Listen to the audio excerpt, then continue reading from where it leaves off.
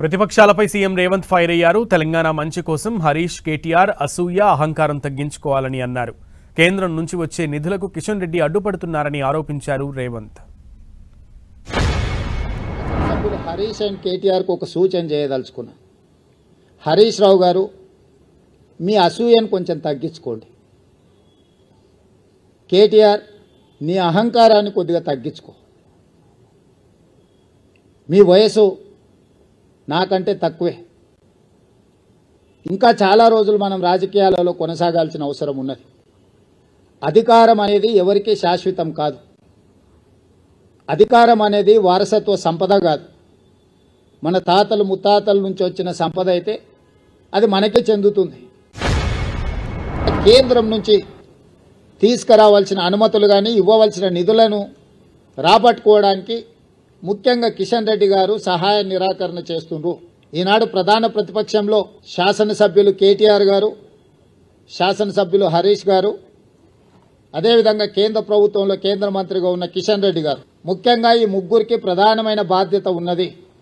ఒకరు కేంద్ర ప్రభుత్వం నుంచి రావాల్సిన అనుమతులు, తేవలసిన నిధులకు సహకరించాలి.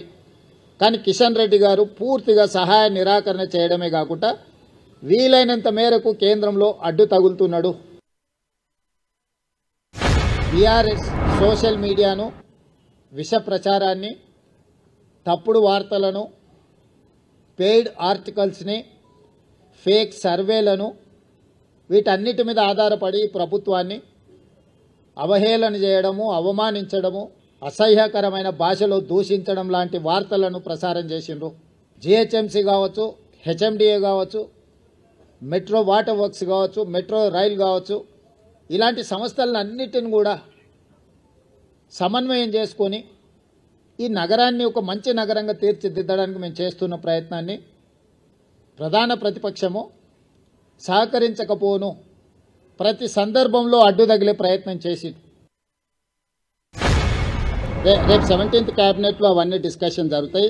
17 తారీఖు రోజు క్యాబినెట్ సమావేశం ఉన్నది. క్యాబినెట్ సమావేశంలో మంత్రులందరూ సూచనలు తీసుకున్న తర్వాత స్థానిక సంస్థల ఎన్నికలకు సంబంధించి ఉన్న పరిణామాలు, న్యాయస్థానంలో ఉన్న అంశాలను వీటన్నిటిని పరిగణలోకి తీసుకున్న తర్వాత ఒక నిర్ణయానికి వస్తాం.